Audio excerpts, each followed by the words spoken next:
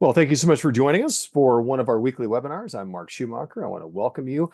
Once again, we have a terrific subject today that I think you're going to really get a lot of takeaways from. And we're going to be talking about digital marketing, but really how that serves the customer journey, about navigating that, really about a lot of data-driven decision making.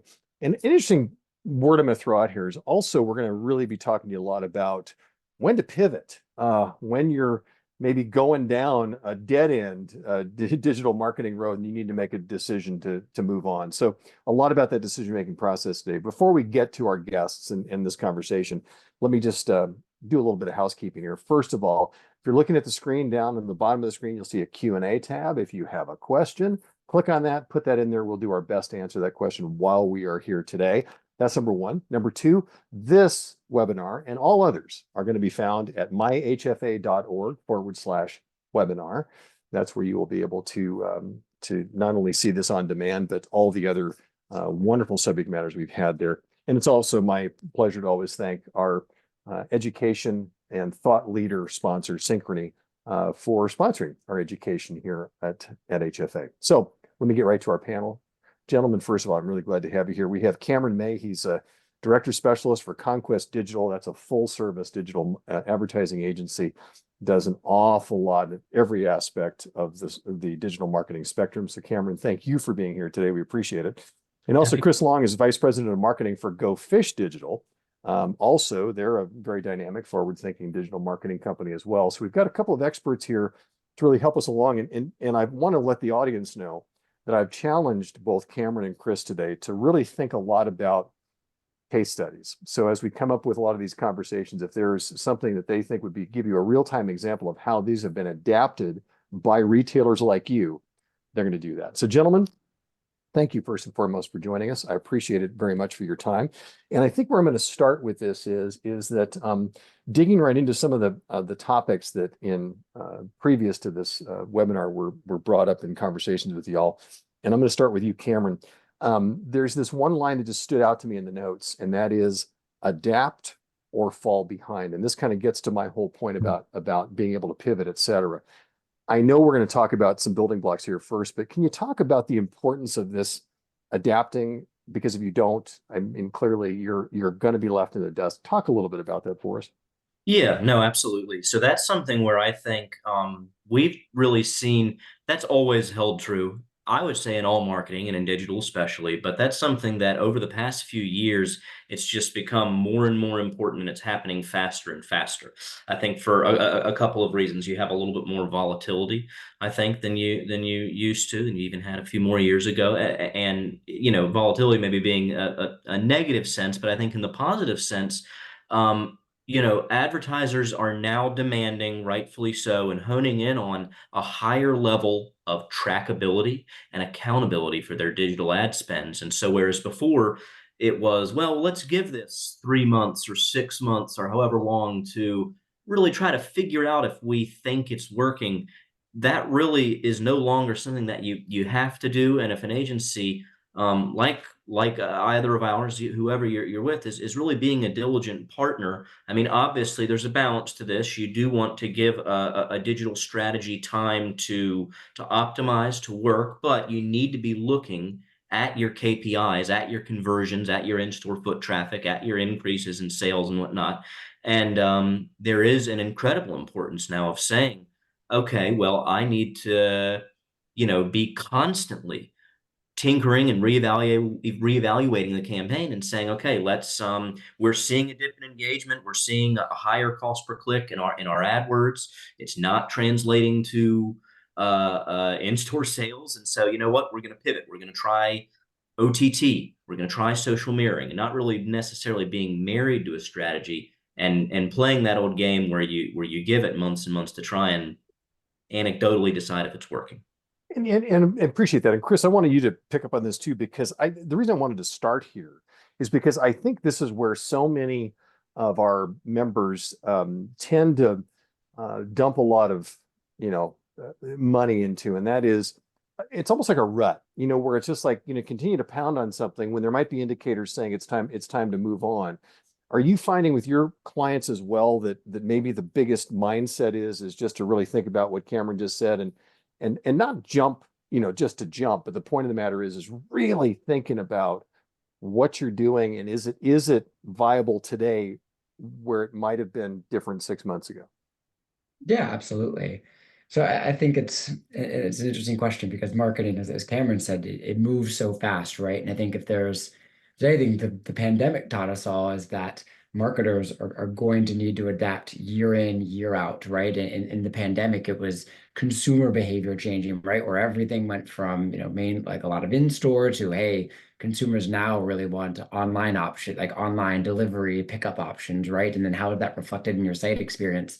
Today it's the diversity. Today the way I think marketers need to adapt, and what we're advising a lot of clients on, is how do you adapt to a segmented digital ecosystem where it's more and more there's now only it's not just Google, Meta, and your Instagram. Now you have TikTok and influencer marketing and all of these different channels that um could potentially be utilized to actually drive revenue and brand awareness, right? And then the other aspect of that is just the technology that's available, right? Like, I think the whole rise of AI is giving people a lot of, relevant questions about, like, how am I using this technology to better my business? How am I using this technology in my own marketing? Am I using it effectively for my operations, my content operations, data analysis? There's a lot of opportunities, but the hard part with marketers is it's harder to figure out, hey, where do we focus in on, and where do we use these technologies best to fit our site, our customers, our unique ICP. Okay, so very good sort of setting us for the foundation for this conversation today, both of you. So, Cameron, we're using this word adaptive right out of the gates here. So everybody listening to this that's got a retail company, whether it's a single store or multiple stores, so Mhm. you want them to be adaptive. What do they need to be doing to be adaptive? What are the types of things that will allow them to make some of those decisions and potentially pivot? So give us the basics so they've got kind of a laundry list here. Yeah, absolutely. Now, there's going to be a little bit of differentiation here with every client, but as an example, we do have a client that had two stores in market, that did a good deal of business, but it was is really just two stores, but a lot of their sales traditionally had been in-store traffic. And then obviously, like so many's during COVID, they saw an incredible amount a shift to e-commerce, to online shopping and whatnot. And so they had a tremendous amount of trackability in place with conversions set up on their website, with being able to kind of track, with each of their ad campaigns, how those were converting into online sales and whatnot. And so then what they were finding now is that actually there has actually been a real drop in online sales and a shift back towards uh, shoppers craving that in-store experience for them in both locations. And so they didn't really immediately uh, have the all of the indicators in place that they should have to be able to track how their digital ad campaigns were directly leading to those in-store visits. And so sometimes it's thinking outside of the box of making sure that you're using technologies and platforms that offer in-store visit tracking with them so that you can. So I just want to make sure I'm hearing you. So they were Mhm. you're saying they were doing a great job of tracking online. And then as that shifted, so this is a great first example here. So this was an entity that was like, your suggestion was you got to start tracking more what's going on in store. So okay, so there's Mhm. a little bit of an adjustment. Chris, what are some thoughts about what Cameron just said as an example? Yeah, definitely agree. Oftentimes, what we're advising on is like with adapting, with it looking at kind of the shiny new thing is a slow rollout, right? Like we always like to take a very data informed perspective. So oftentimes marketers want to run to the shiny new toy right away. We like to explore it, but we like to take a cautioned approach. So a good example is Google actually switched over to Performance Max over the past 2 years. That's Google's kind of like AI powered advertising capabilities. Okay. We had a client, a major national retailer. They were spending a ton of money on Google Ads, but they weren't sure if they should shift over to Performance Max, right? Because with Performance Max, advertisers, you're relying on Google's AI and you lose a lot of the traditional like targeting controls you have. So we said, okay, well, let's let the data make the decision. So we ran an A/B test where we said, we'll take, hey, 80% of your budget, we're still going to spend it on what was then Google Smart Shopping. And the next 20% of your budget, we're going to allocate that to Performance Max. And then we're just going to A/B test which drives more revenue, which has better ROAS for you. End of the test, Google's Performance Max ended up significantly outperforming Smart Shopping, right? So ended up being 40, I believe, a 40% increase in ROAS and a 95% increase in revenue. Um, taking that A/B testing approach allowed us to have a database framework where it was like, hey, let's not just shift ad spend all at once. Let's not entirely jump ship on the new technology. No, let's develop a case study, develop a testing framework for how we tackle it, and then go back and actually see based on the data, is this a better use of your advertising dollars? Pretty interesting case study. Google actually created their own case study on their own site about it, which was pretty cool. Yeah, I mean, it's interesting what you said there. Two things I wrote down was I love data informed decisions, which I think if you're talking about any, especially digital marketing, I think that's really key. But also a testing framework, um, because what I like about that, and Chris, if you want to jump back in on that before we move on, I think it'd be great. So because a testing framework, what I hear written between the lines there is already determining before you go in, even really kind of an idea about how you're going to test what those data points are going to be. Almost, I'm hearing you almost saying on the front end and not just reactive after you get into the process. Is that fair? Talk a little bit about that. Yeah, it's about oftentimes when we're talking about any digital marketing test, it's about trying to keep the variables as consistent as you can from and only letting the big variable change be the one thing, right? So with that, it was like, hey, we're going to allocate similar amount. We're going to allocate similar amounts to each individual ad category, and then we're just going to compare across each to see did we perform, did we outperform the other one? So in the digital ecosystem, it's very tough to keep everything static. But we try to keep like when we perform a test, we try to keep it static from the amount of like if it's advertising, it's the amount of ad dollars allocated it to. We've done a lot of SEO testing for large enterprises, and that's, hey, let's take the same page type and let's just make one change to this one page type and then keep everything else static and then measure the visibility between the two pages. So it's about trying to keep everything consistent, your measurement consistent, and what you've applied Mm-hmm. to it consistent, and then coming back and almost acting like a scientist where it's like, hey, we made this one variable change. Can we now go look into the data again and see what was the impact? Was it a positive, neutral, or negative impact? And is it a case to roll this out more at scale? And Cameron, I saw you nodding there. What would you like to add to that? Oh yeah, no, just completely agree. I'd say on every element of a campaign, A/B testing is incredibly valuable. I think obviously, having a conservative approach is important. You want to be a good steward of your client's dollars, regardless of the size, and spend level of that client. But too often that there is a risk of saying, well, we're not sure, we don't have a track record in a new technology, or we don't have a track record of mixing up our creative messaging or our landing pages or what have you. So um, a great way to really just to echo Chris's point is just to kind of combine the both, to maybe don't jump ship certainly from where you've seen success, but in every element, whether it is creative, overall strategy, spend level, just to really encourage having an element of A/B testing in there. Yeah, and I love what you said too. Both of you said because if you change three things, you don't know which one is working. And I like the fact that you're just saying let's make this incremental. And by the way, today you're not going to hear us really talking about content. We're really talking about these vehicles more than anything else. And I think that's a brilliant thing. And I also loved it, Chris. You said it too. They're so attractive, but the shiny object is not always the thing you want to track to I mean, that's just, you're casting all this stuff aside if you do that. Terrific. So we kind of started nicely here with being adaptable and knowing going into it that we want to have these data-driven decisions, and you guys gave a lot of really great takeaways there. So let's now talk about a few of these other areas. So now, when we talk about methods and discovering effective digital advertising methods. Um, this to me is a little is not just necessarily the experiential piece, but how do I know if I'm into maybe one or two of these channels, and you mentioned some of the new stuff, how do I know, really what to jump into next? How do I really have faith in testing some of these digital advertising methods that are now out there and other channels that are available? And I'll go ahead. I'll start with you, Cameron, on that one.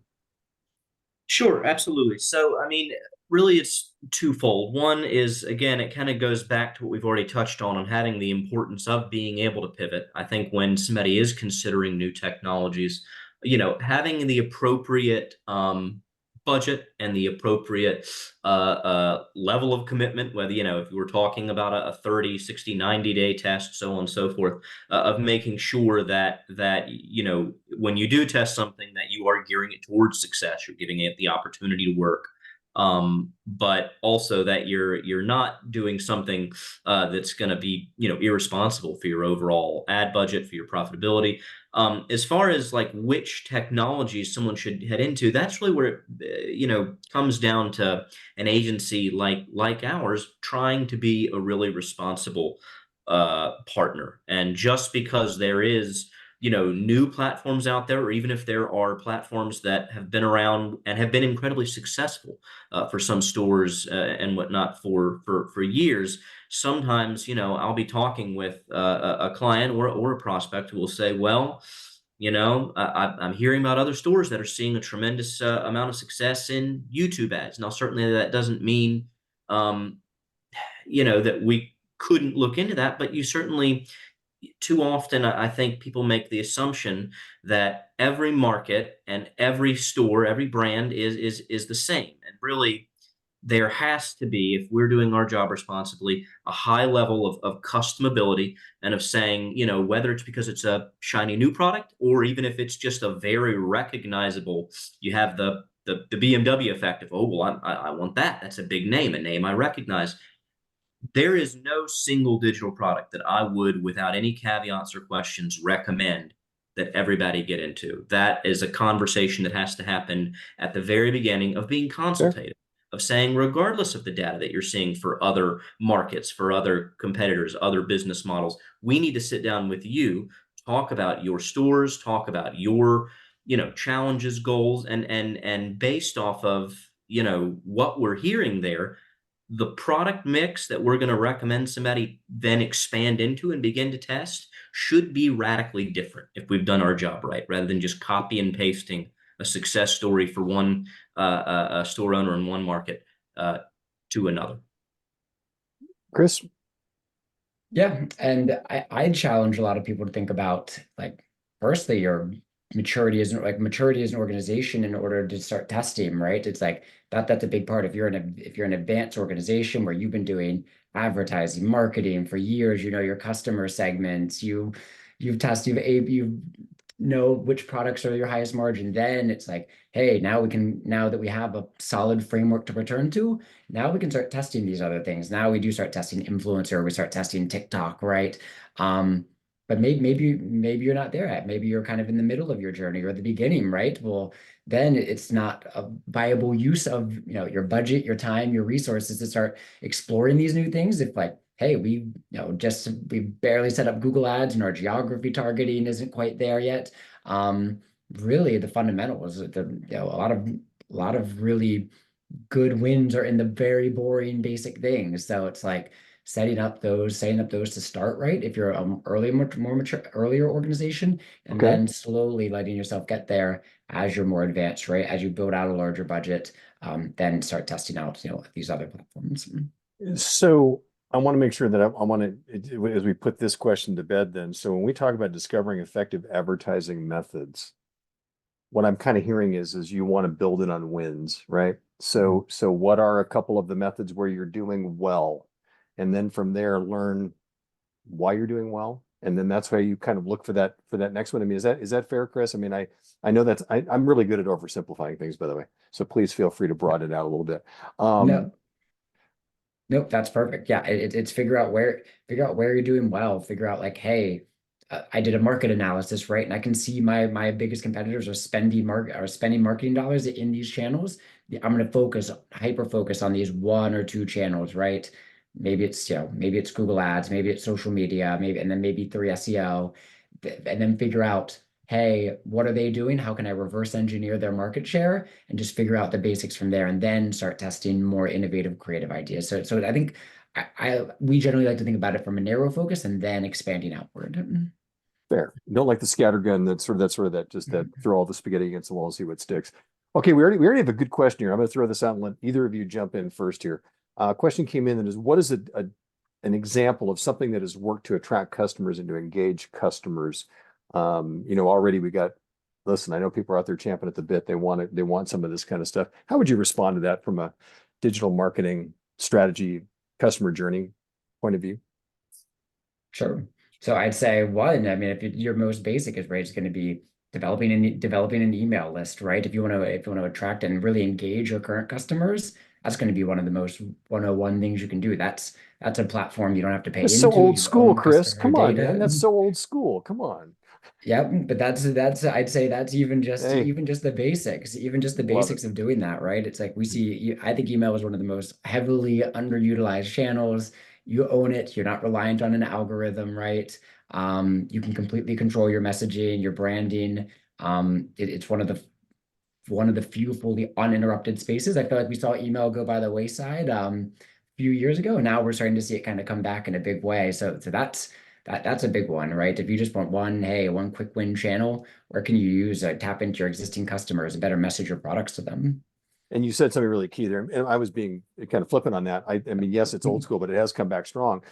It is something that you can control, right? Because it's your email list, et cetera. You know the veracity of it.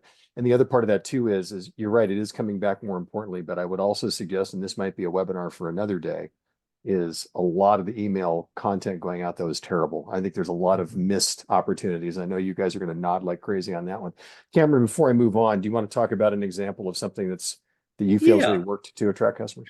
Sure, absolutely. So, I mean, I am a big proponent, with the caveat in place of there is no one size fits all, but I'm a big proponent of lookalike audiences, and that can go across several different technologies, whether you're talking about Facebook, Instagram, whether you're talking about OTT ads or Google ads or what have you. But with how incredibly powerful different segments of targeting can be, like behavioral, like keyword, you name it, there is something really simple and beautiful and basically saying, I want to build on top of the success I already have.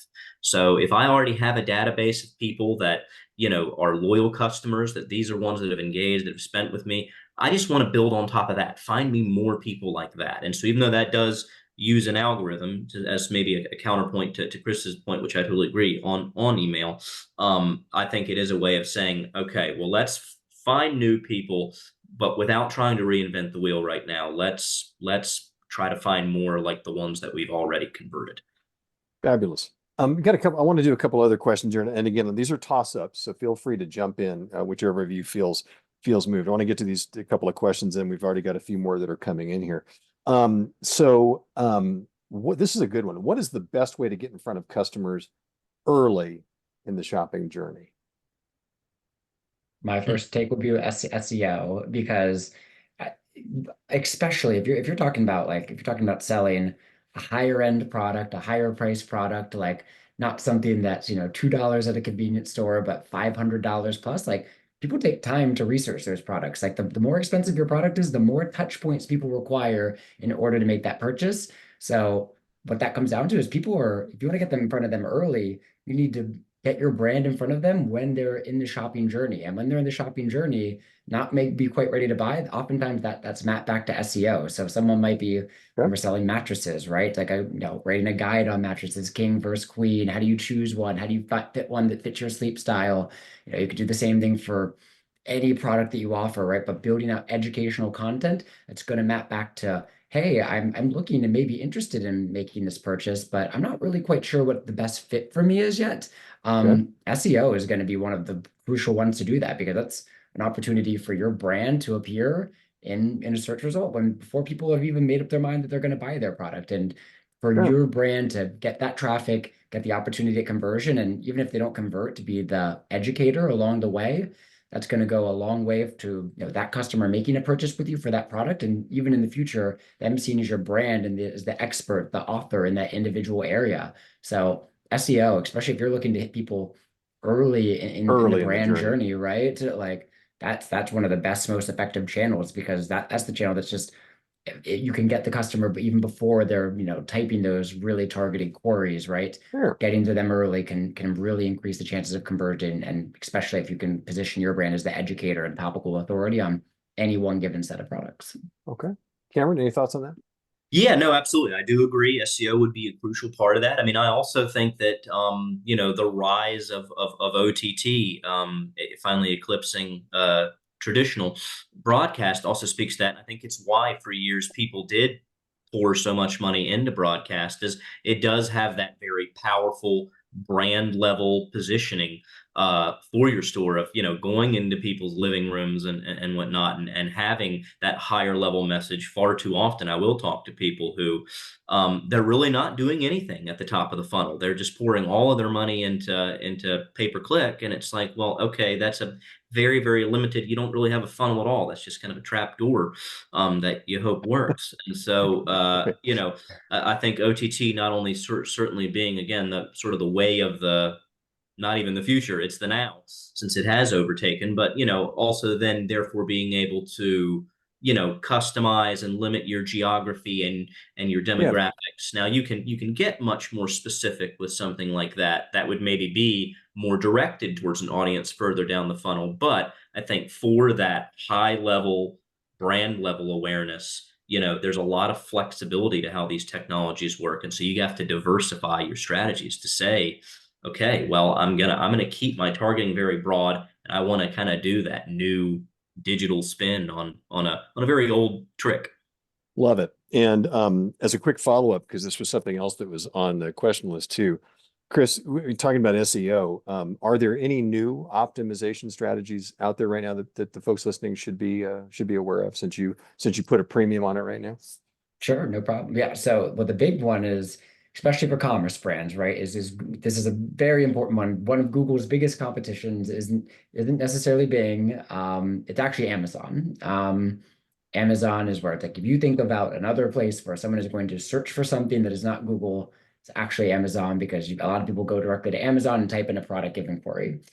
The reason this is pivotal is because Google, over the past 5 years, has aggressively changed the search results in terms of what they look like for commerce. So if you're selling couches, 5 years ago, that search result would have looked like 10 standard blue links, and then you can just go and you click and pick which one.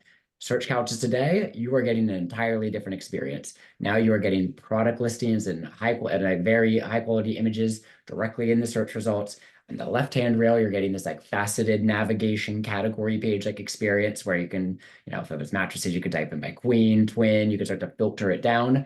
Google is shifting their experience to make it look more like an e-commerce category page. The reason is they want you to make a purchase from Google. So they're doing everything they can to inform that search engine for you to make a purchase directly from the search engine and avoid someone starting to type in AMA into the search results, right? And go to Amazon. So that is one of the biggest shifts in commerce SEO, which I think will apply to a lot of people, is Google's changing the focus of search result to look from traditional SERPs to Sure. our search results to like a category page experience. And anybody listening to this can work to insert themselves in that category page. That's Yep. that's what you're saying here, because if they're spending all this money to keep people from going to the Amazon network, if you will, that's where everybody is residing, is in this front end here. So okay, good. And Cameron, anything you want to add to that, or is that did we cover that No, I pretty mean, well? I think you did a wonderful job of explaining the methodology Google is using there and why. I mean, I suppose I could do the dark side comment and say start using Amazon Premium to also advertise your brand. So also you can switch to the other side. Not that that's SEO, but um, you I know. do think you just called that the dark side of the force, but we'll save that metaphor for another day.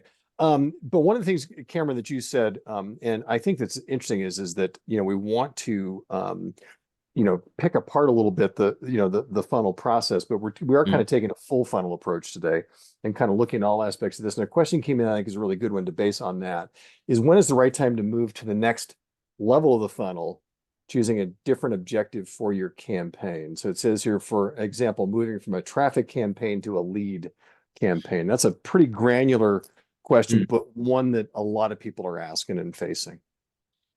Yeah, no, absolutely. So, I mean, this may sound a little bit daunting, but it's not for anyone to get nervous over. But I would say you need to always be running all levels of campaigns. I think far too often we maybe even feel the need, just bandwidth wise, to maybe even put too much into one campaign that's a higher, you know, top end of the Hmm. funnel campaign, and that's fine if you have to explore ways to make it more viable for your budget and look at shrinking budgets in different areas. But I think we always need to have campaigns going on that are on every spectrum of the funnel, because if you're doing it right, especially over a long period of time, people are going to be constantly moving through that. So you need to make sure that there are OTT campaigns constantly running, and Kind SEO of feeding. constantly running to be churning at that part. Always have your pay per click in place. Always have your geo fencing in place. What have you? And just remember that each one of those really does need to have its own separate strategies in mind. Treat them as five, six, seven different campaigns that have different creative, that have different targeting, and be prepared to pivot on all of them. It's so funny, and Chris, I'll let you chat about this too. But yeah, when I think about this, I remember that when I was first introduced to sales funnels years ago, is that it was exactly what Cameron's talking about. It wasn't, you weren't all putting all your eggs in the feed the top end of the funnel, because you want flow. You want to work through to that conversion, and so that's a really interesting point. And we used to always literally take the time we had in our day and dedicate pieces of it to the different levels of the funnel. We did a three-level funnel kind of a situation. Would you have any thoughts there too about that, and maybe more? Let's put it to work. Do either of you have a case study where you've had an entity that's done a really good job of feeding each level of the funnel? Let's throw it out that way. Chris, you got anything for us on that? Yep. Yeah. So we work with a lot of retailers, right? And yes, it's oftentimes a full funnel. It's oftentimes a full funnel approach strategy where it's like, and a lot of times it's just like to working with their teams to figure out like where they are internally, how they're allocating their marketing budget and spend, like, and really what channels are they strong in, what are they weak in, and and what portion of the funnel do those map to, right? So like with the large kind of like national furniture retailer, the one way we work with them is like, hey, we want to target top of the funnel in consideration. Okay, that's going to up map to your SEO goals, right? Okay, now we want to talk. Now we want to re-engage those customers, and we want to have satisfaction. That's your email marketing, right? So, and then keeping those units aligned, so the messaging is consistent all the way throughout, right? So like I think that's also a part of the thing, a part of the funnel people miss is like coordination between all aspects, right? So it's like, hey, we're spending a lot of money on Google ads to inform conversions. Okay, well now we also want that to inform SEO, which maybe is more top of the funnel. What terms are we spending in terms of Google ads that are driving the most revenue for us? Okay, we need to be focusing those on the SEO side of the fence, right? And conversely, what messaging is working in both that we can then translate to email campaigns. So I think it's really kind of like we've worked a lot with like trying to figure out, hey, for your individual brand, like what are the different parts of the funnel, and then like what channels are those mapping back to, and do we have ad campaigns and SEO strategy, email marketing, and then maybe an analytics to tie it all together to say, hey, how can we make this a cohesive campaign as opposed to just siloed channels that we're advertising against? I love that. Cameron, anything to add to that thought, Yeah, no, kind of about absolutely. the funnel So, approach? no, absolutely. It's, I mean, a very similar story, but we have also a national retailer that, is running campaigns that go across the gambit, and there really is a delicate balance that it's up to us to help them achieve, of making sure that even though we have all of those running, that we are letting them inform each other, so that as you experiment in one, and as you're seeing ad creatives that outperform others, or as you're seeing on pay per click where the majority of your conversions are coming from, letting that inform every other kind of spoke on the wheel. So when we look at where the live chat leads are coming from on the site, that sort of thing. So basically just being prepared to even though, as I said earlier, viewing them each as separate campaigns, they need to also at the same time, sounds like I'm contradicting myself, they really need to inform each other, and there needs to be a consistency. There always needs to be that brand consistency. And I'd use the word synergism, right? I mean, there's got to mm, be a synergistic approach to this whole thing. And by the way, Chris, by the way, and I'm always taking notes. I'm an old school note taker here. And you said a line that I think if anybody walks away from this today, map to your goals. Holy mm, smokes. I mean, and that's not and those are we talked about those being data informed and all that kind of good stuff. But the point of the matter is if you're not doing that, then you really don't have that, then you can't even call it a campaign, guys. You see what I'm saying? I mean, do you agree with? yeah, Yeah, okay, good. yeah, that's a Picasso painting. It looks nice, but that's not gonna it's not gonna do what you So it's a Picasso painting. There we go. Another question, kind of a toss up here for anybody to jump onto it. Should there be separate customer journeys for someone that started online versus someone that started in store? I'd say absolutely. Yeah. Yeah. I mean, you always have to consider where someone is coming from. You have to consider, so if I'm looking at the customer journey for, a geofencing campaign of somebody that, Okay. okay, if I'm serving ads to that person, my main goal is to get to them while they're at this point in the funnel that they are at my competitors. And I'm going to try to deliver them a message saying, hey, before you purchase, these ads should dynamically update and say we are only zero point 0.2 miles away, and we've got a counter offer of we've got superior selection, or we've got a sale going on now, or what have you. That's going to be a completely different journey, and obviously encouraging them to drive in store versus somebody who, like to Chris's point, earlier when he was talking about SEO, is really in that kind of high level research portion of things, and they're spending a tremendous amount of time online. That campaign and the customer journey along with it is going to be, I would say, completely separate. Not that there can't be overlap of people that do both, certainly, but yeah. Yeah, and I think the way we look at it, it's interesting, right? Because at the end of the day, to us, oftentimes it's like whether it's online or in store, it's the same customer, right? So that's almost probably the way we look at it, where it's like, hey, you visited their store, and maybe the assumption is, hey, that's the first touch point with our brand. But maybe in reality, it's like, hey, they were Googling product information for hours before that online. They've clicked on research like results from SEO, they've clicked on Google Ads. They searched, hey, couches near me, and then they saw the Google local results and they clicked directions and they got directions to your store, right? So oftentimes it's like, oftentimes they're very interconnected experiences, right? So to us, oftentimes it's can we bring consistency? Can we bring consistency to those? Like, so we've worked with like, it's outside of furniture, but actually like a very large national dry cleaning franchise, and we work with them to develop their Google Ads to bring consistency between the customer, between the in-store experience and the digital ads experience. So that'd be working with them to create, hey, we have promotion codes. How do we track, whether they use those promotion codes they got online in store to further attract the effectiveness of our advertising campaigns? So a lot of times they're trying to bridge that gap, but really thinking about it as part of one customer journey that's really just now segmented between, hey, online, in store, and then maybe online again where they finally make a purchase, right? That's the one of the challenges of today's marketing, right? It's getting more complex with all the different touch points, managing that, tracking the customer along the way, but trying to figure out how can we, get information between the Right. digital and the in-person ecosystem. And boy, here's a great follow-up question that I think it kind of lends itself a little bit to what we're talking about here. And the question is the best way to track the customer journey across platforms? So we're not just talking about in-store and online, but including, social media, et cetera, like this. So are there best ways to track people, the customer journey across platforms? Cameron?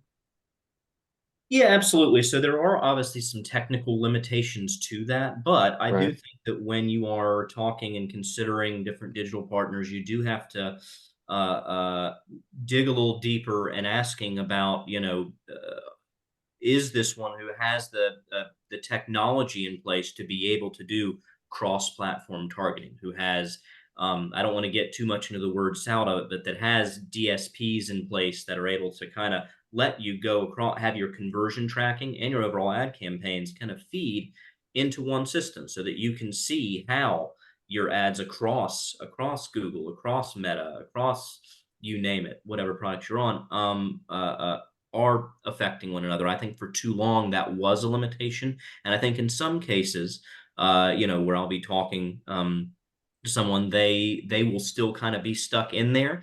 But fortunately, there are technologies in place, depending on the vendor that you're with, to really the partner that you're with is what we like to really be considered, to make sure that you are getting cross-platform tracking. That is very much available in today's ecosystem. Do either of you have a good case study based upon some entity, small or large, that's doing a really good job of what we're just talking about here about this tracking cross-platform that's also done a good job of adjusting from the online approach to the in-store, et cetera, like that? Any that you can think of that might lend itself to clarity here? Yep. So the dry cleaning company we work with, that was a big push of theirs. Was last year. They said, hey, one of our big pushes is to get more foot traffic in our individual dry cleaning locations. And then like so that was a lot of coordinating between, hey, let's offer this code that they can claim online only. But then when they go in store, when they use that code, we can then track via their POS that, hey, this was actually redeemed from the online ecosystem. So it's an actual, almost tracking pixel that you can use to connect and bridge the online experience to the other one, right? And then we work with a lot. There's a lot you can do, right? Like as Cameron mentioned, from the technical perspective, where it's like, hey, you can set up like vanity URLs, right? You can integrate your POS and oftentimes into like Google Analytics, those types of things. But tracking between is getting harder, right? I don't think there's any denying that, especially we're moving to a cookieless world where even just tracking consistently across like Yeah. online devices is getting more challenging, right? So the tracking, especially and as we're reliant on, a lot of platforms like Google to kind of have that data, it's getting harder and harder, right, as we're moving further to a cookieless world. But there's still ways to be able to connect and bridge that gap. And I think what you talked about relating to the dry cleaning company is universal. I mean, I think that's something that translates to our sector as well. Cameron, any thoughts about that before I move us? No, no, no. I mean, I think yeah, he said said it very well. So I want to ask this before we get too far down the road here, because we always get the money questions. And I get it because there's so many people that it's always about, man, the budget pressure, et cetera. I mean, we've got what ad spend percentage is industry standard. We had somebody just ask a question saying, is there a formula for marketing budget related to revenue of the store? Where would you advise a retailer prioritize their marketing spend? Okay, we got it. That's an elephant in the room. Let's talk money. Is there even a plausible answer to that, or is that so individual? But Cameron, I'll start with you. What do you suggest as far as some spend benchmarking Mm. for companies out there that are just trying to figure out if they're in in a good space? Yeah, absolutely. So, depending on the source, you hear anecdotally things like, "Oh, well, you need to be, spending 5%," or I really kind of reject that idea. I think that with every single campaign you do, we have a process that I'll kind of take you through very, very quickly. Sure. That has to be determined based on the platforms that make sense to determine that goal, just like you said, map to your goals, right? So depending on our goal and depending Sure. on the audience that we're trying to reach and depending on how wide of a geography we're talking about. There is no just standard, well, a good start spend is 10,000 a month or this percentage of your revenue. What you really need to do is take the time to refine that audience, refine that geography, and refine the platforms in order of importance that you really want to be on. And then from there, pull what we call inventory that basically look back historically. It's letting the data inform rather than just, trying to guess at what would be a budget that the client would feel good about and that we would feel good about, cashing that check. The really responsible thing to do is to look at like we always do like an 18-month historical on every platform, and we say, okay, if we want to target these cities and we're trying to find these lifestyle groups, these behaviors, these targeting criteria within, um, let's look back over the last 18 months and let's find a monthly average of how many ad impressions and whatnot on each platform are in that geography that fit that targeting. And then depending on your spend level, what's the saturation rate there? I think the most common mistake I hear when I talk to a retailer who has been burnt by digital. And there are so many who say, yeah, we tried, we threw money at it and it didn't work. Too often, there's just two problems. One is they either overspent, and that happens all the time where someone told them, well, you need to be spending at least this in Google AdWords when in fact they didn't.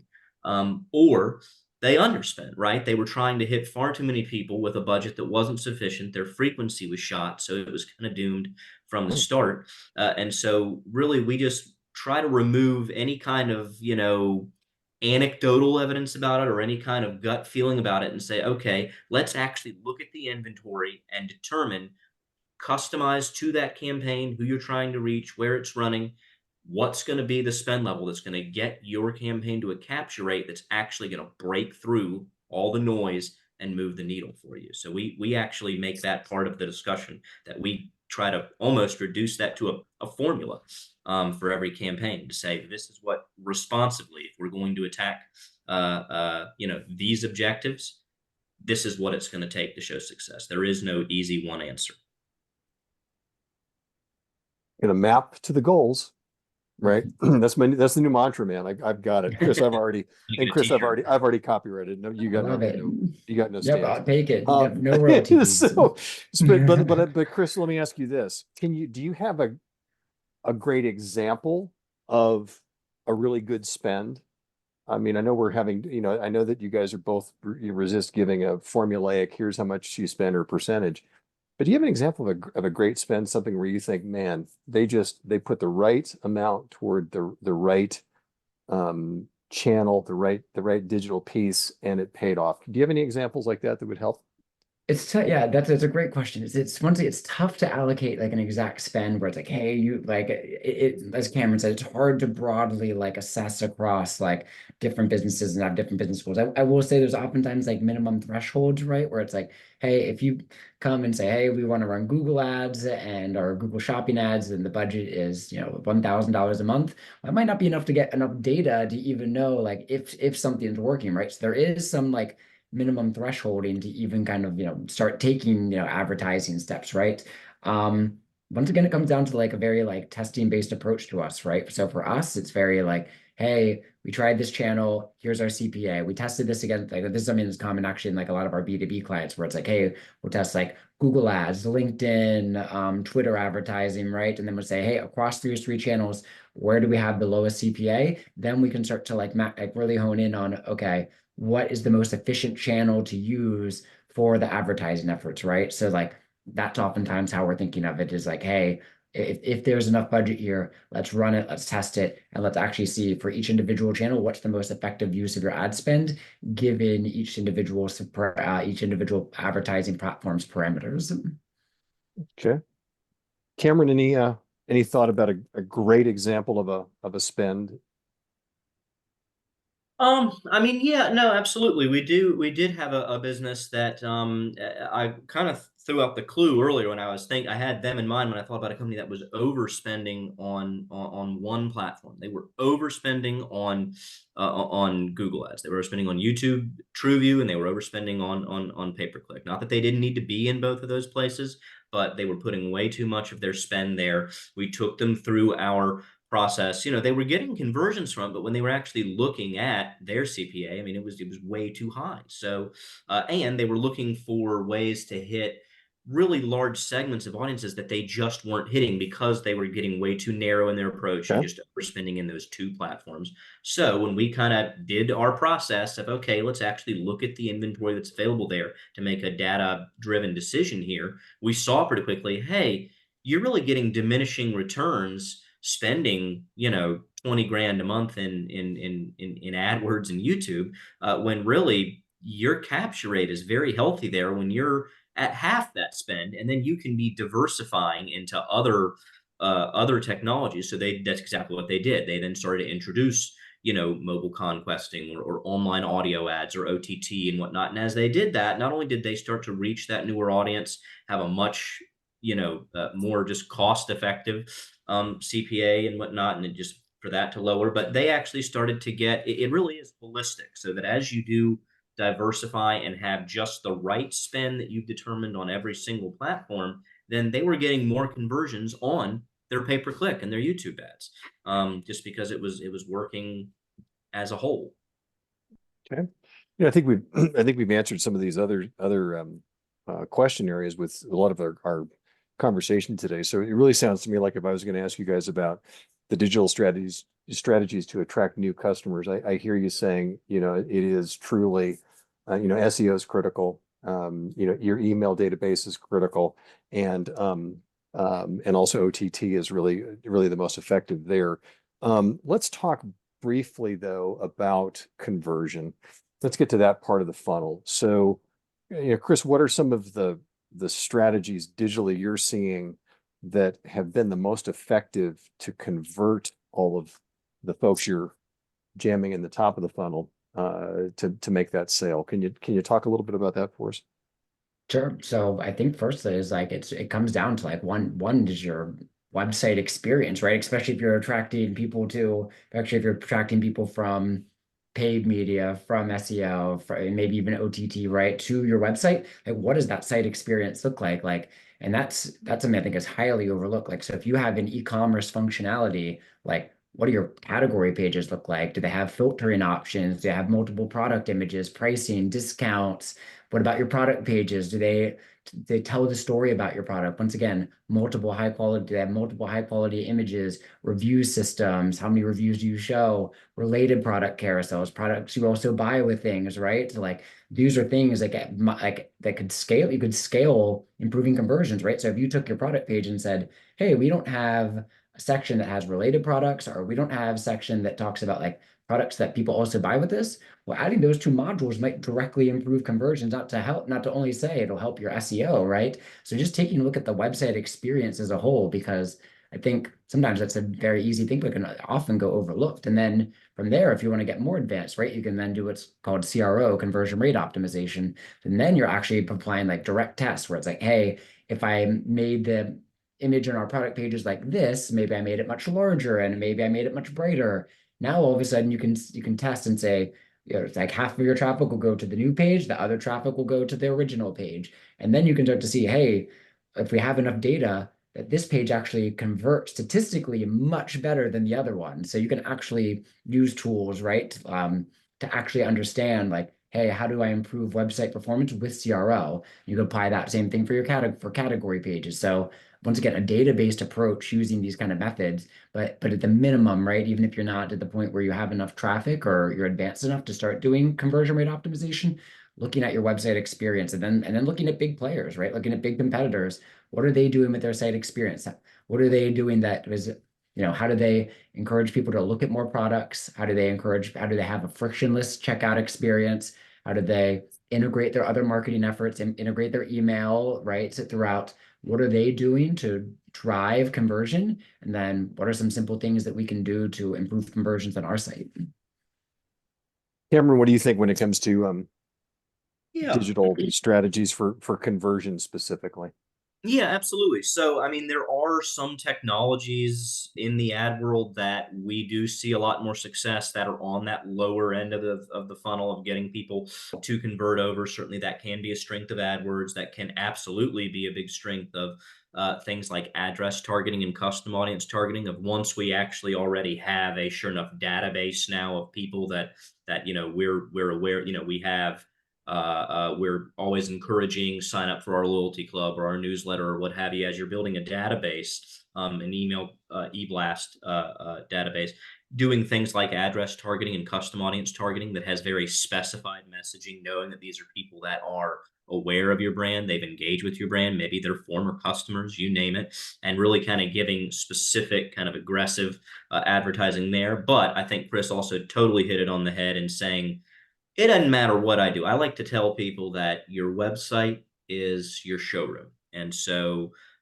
it doesn't matter how good of a job your ads are doing at selling the experience. When someone gets to your showroom and the floor is dirty and the salesman's smoking a joint laid out on one of the couches, that ad campaign is not going to work, right? You've gotta consider it. Look at how Walt Disney does it. Disney usually does everything best, right? So when you're at Disney World, they have this flow worked out of making sure that the website is built to convert. And so having Chris touched on many of them. I think the only other one I would just also add on top of that too is, I think live chat can be incredibly valuable, giving people different ways to get in touch with you. I can't stand it when when I'm talking to a client who says, well, I don't want to have email. I don't want to have my phone number, or I just want to have a map of my store because I don't want somebody to call me. I just want them to come see me, as though they can dictate the terms of how someone's going to do Yep. business with you.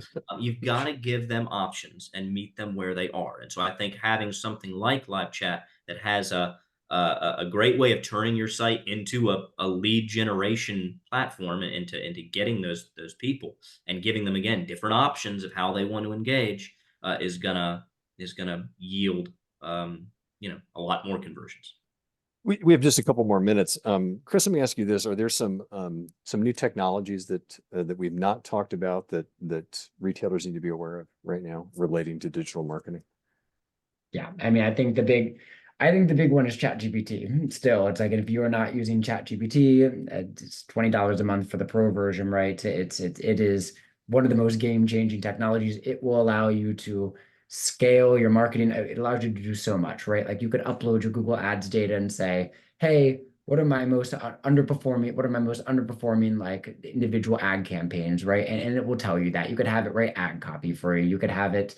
You could have it right like, hey, how should I position this page? Or I want to create a new product page. What are the elements that I should include on it? You could use it as a personal coach for your site. It's a very game-changing technology. On the SEO side, we've actually put out a lot of custom tools that people can do to better optimize and outline pages. We've been running like heck to create these tools after ChatGPT came out.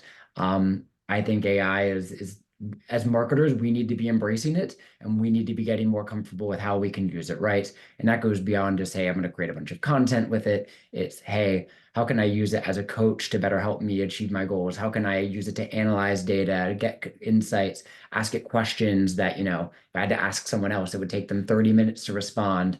It's a really fascinating technology, large language models, and it's really going to help, I think, improve a lot of marketing efficiencies. And I am a pretty stomp believer that if you're not adopting these technologies, you're going to be a step behind. Maybe not right now, but in a 5-year time horizon, they're going to become even more democratized. So I think ChatGPT or other types of either large language models or even like image generation, like Midjourney. I think those are some of the future ones I see that marketers really should be jumping on. And really quickly, just to point this out, isn't there a caveat though about being careful not to utilize all that great technology as is, because one of the things it can't always do accurately is really portray your brand, things of that sort. I mean, is there a monitoring piece of that? I don't want people just to go out and spend the $20 a month on the Chat GPT and other things and think that that's just the be all and end all. Is there an asterisk on that sentence, Chris? And Cameron, jump in if you'd like to as well. Yeah, huge asterisk, right? Like you need to like Mhm. not recommend like you can't just be taking the content from ChatGPT and directly pasting it on your site. In fact, I think some of the best, I think some of the worst, like, you can use it for content generation, but I think those are some of the lower end use cases. It's almost for, hey, how can it analyze data? How can it look at something like a customer would? Fair. How can it give me ideas that I wouldn't have had before? Almost using it as like a marketing consultant, a personal assistant marketing consultant that's it's always by your side, right? So there's a ton of use cases. So, and even if you're not able to use them all right now, it's like I think the tools are going to get better and better and better, right? So getting comfortable with them now, because I think if you look at how fast the technology is moving in a 5-year time horizon, it's going to look completely different than it does today. Mm. Cameron, real quick, final word. Yeah, no, absolutely. I would agree that what we really need to do with AI, with how powerful it is use it for a way to comb through data to make that data actionable and make sure that, yes, certainly we need to remember that, especially when it comes to messaging and comes to brand, that always certainly needs to be, um, human based. That needs to reflect the center of your brand, which is you. Never rob that. And then I think as far as just to also touch on new technologies, there are a few different ways I could answer that, but I will say this. When you hear about a platform that is absolutely on fire and everybody's doing it, one, yes, that means that it can absolutely work for you, but it also means that there's a really incredible challenge of how am I going to make myself stand out and look different. I think too often Love it. there is so many people rushing to one platform. All of the ads look the same. God forbid, then too, that on top of that, everybody's using ChatGPT to write the ad, so then it actually becomes the same ad with like insert client name here. So I think that if you're using something unique, like as an example, there's a technology called social mirroring OTT, which is really just a way to kind of morph and blend together the power and engagement of social media, but actually do it on an OTT type platform. Okay. Not saying that's the end all be all, but when you do something like that that looks truly different than what every other store is doing, I think always having that differentiator. Don't chase a trend, do something unique, create your own. Love it. I want to thank Cameron May from Conquest Digital and Chris Long from Go Fish Digital. Guys, great takeaways today. And my number one, map to your goals, man. That should be underline everything. As always, I want to wish everybody two things. One, the best of health and the best of sales. On behalf of all of us here at HFA, I'm Mark Schumacher. Thanks for joining us. We will see you next time.